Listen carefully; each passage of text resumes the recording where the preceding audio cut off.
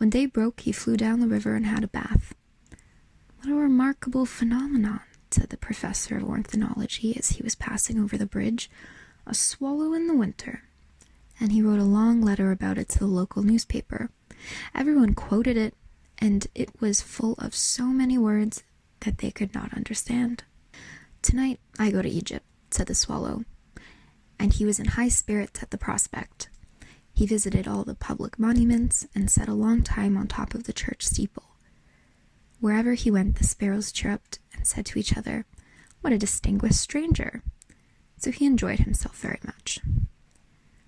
When the moon rose, he flew back to the Happy Prince. "Have you any commissions for Egypt?" he cried. "I am just starting." "Swallow, swallow, little swallow," said the prince, "will you not stay with me one night longer?" "I'm waited for in Egypt," answered the swallow. "Tomorrow my friends will fly up to the second cataract. The river horse couches there among the bulrushes, and on a great granite throne sits the god Memnon. All night long he watches the stars, and when the morning star shines, he utters one cry of joy, and then he is silent. At noon the yellow lions come down to the water's edge to drink. They have little eyes like green beryls, and their roar is louder than the roar of the cataract." "Swallow, swallow, little swallow," said the prince. "Far away across the city I see a young man in a garret. He is leaning over a desk covered with papers, and in a tumbler by his side there's a bunch of withered violets.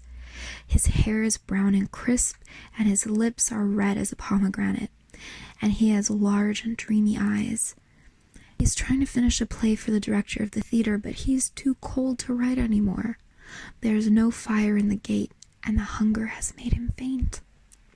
"I will wait with you one night longer," said the swallow, who really had a good heart. "Should I take him another ruby?" "Alas, I have no ruby now," said the prince. "My eyes are all that I have left. They are made of rare sapphires, which brought out of India 1,000 years ago. Pluck out one of them and take it to him. He will sell it to the jeweler and buy firewood and finish his play." "Dear prince," said the swallow, "I cannot do that," and he began to weep.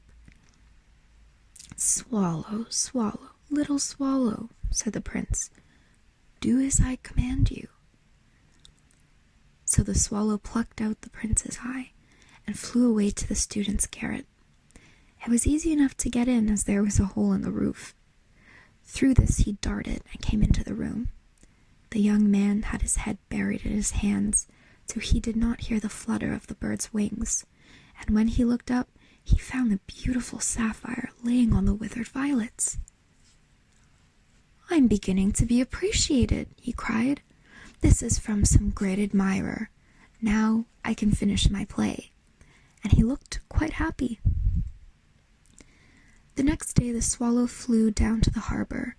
He sat on the mast of a large vessel and watched the sailors hauling big chests out of the hold with ropes. "Heave ahoy!" they shouted as each chest came up. "I'm going to Egypt," cried the swallow. But nobody minded, and when the moon rose, he flew back to the Happy Prince. "I come to bid you goodbye," he cried. "Swallow, swallow, little swallow," said the prince, "will you not stay with me one night longer?" "It is winter," answered the swallow, "and the chill snow will soon be here. In Egypt the sun is warm on the green balm trees, and the crocodiles lie in the mud and look lazily about them. My companions are building a nest in the temple of Baalbec, and the pink and white doves are watching them and cooing to each other.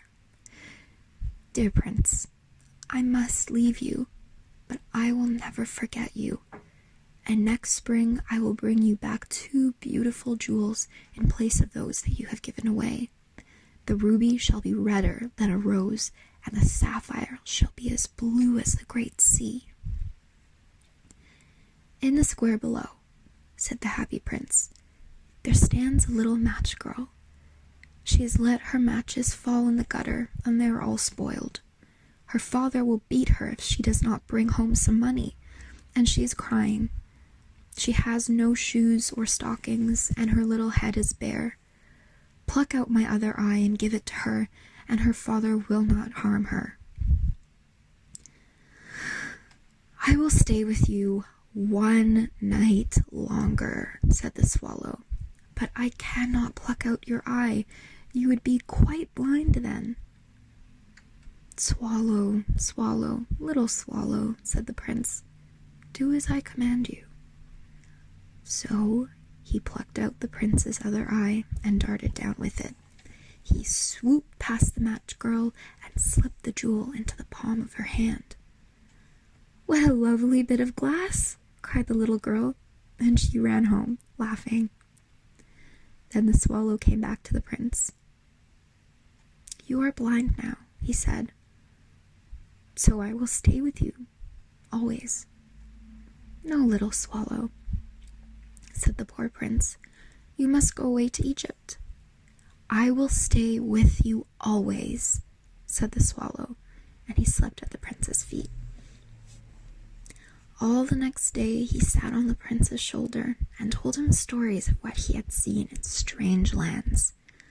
He told him of the red ibises, who stand in long rows on the banks of the Nile and catch goldfish in their beaks, of the Sphinx, who is old as the world itself and lives in the desert and knows everything, of the merchants, who walk slowly by the side of their camels and carry amber beads in their hands, of the king of the mountains of the moon, who is as black as ebony and worships a large crystal, of the great green snake that sleeps in a palm tree and has 20 priests to feed it with honey cakes, and of the pygmies who sail over a big lake on large flat leaves and are always at war with the butterflies.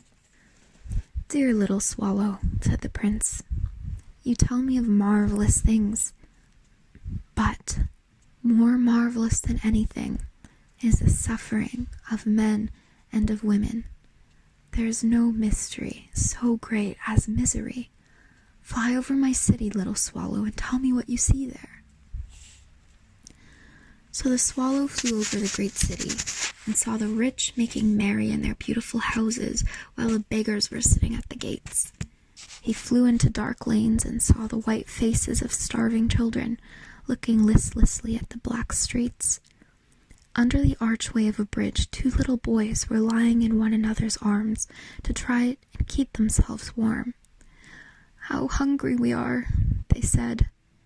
You must not lie here, shouted the watchman, and they wandered out into the rain. Then he flew back and told the prince what he had seen. I'm covered with fine gold, said the prince. You must take it off, leaf by leaf, and give it to my poor. The living always think that gold can make them happy. Leaf after leaf of the fine gold the swallow picked off, till the happy prince looked quite dull and grey. Leaf after leaf of the fine gold he brought to the poor, and the children's faces grew rosier, and they laughed and played games in the streets. We have bread now, they cried. Then the snow came, and after the snow came the frost. The streets looked as if they were made of silver. They were so bright and glistening. Long icicles like crystal daggers hung down from the eaves of the houses. Everybody went about in furs, and the little boys wore scarlet caps and skated on the ice. The poor little swallow grew colder and colder, but he would not leave the prince. He loved him too well. He picked up crumbs outside the baker's door when the baker was not looking, and tried to keep himself warm by flapping his wings. But at last he knew he was going to die. He had just enough strength to fly up to the prince's shoulder once more. Goodbye, dear prince, he murmured. Will you let me kiss your hand? I'm glad you're going to Egypt at last, little swallow, said the prince. You have stayed too long here, but you must kiss me on the lips, for I love you." "It's not Egypt that I'm going," said the swallow. "I'm going to the house of death. Death is the brother of sleep, is he not?" And he kissed the happy prince on the lips and fell down dead at his feet. At that moment, a curious crack sounded inside the statue, as if something had broken. The fact is that the leaden heart had snapped right in two. It certainly was dreadfully hard frost. Early the next morning, the mayor was walking in the square below, in company with the town councillors. As they passed the column, he looked up at the statue. "Dear me, how shabby the happy prince looks," he said. "How shabby indeed," cried the town councillors, who always agreed with the mayor, and they went up to look at it. "The ruby has fallen out of his sword, his eyes are gone, and he is golden no longer," said the mayor. "In fact, he is little better than a beggar." "Little better than a beggar," said the town councillors. "And here is actually a dead bird at his feet," continued the mayor. "We really must issue a proclamation that birds are not to be allowed to die here." And the town clerk made a note of the suggestion. So they pulled down the statue of the happy prince. "And he is no longer beautiful. As he is no longer beautiful, he is no longer useful," said the art professor at the university. Then they melted the statue in a furnace, and the mayor held a meeting of the corporation to decide what was to be done with the metal. "Well, we must have another statue, of course," he said. "And it shall be a statue of myself." "Of myself," said each of the town councillors, and they quarreled.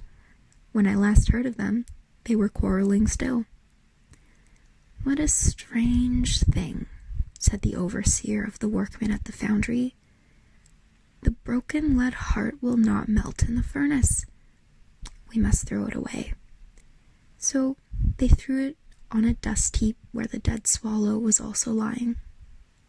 "Bring me 2 of the most precious things in the city," said God to one of his angels. And the angel brought him the leaden heart and the dead bird. "You have rightly chosen," said God, "for in my garden of paradise this little bird shall sing forevermore, and in my city of gold the happy prince shall praise me." The end.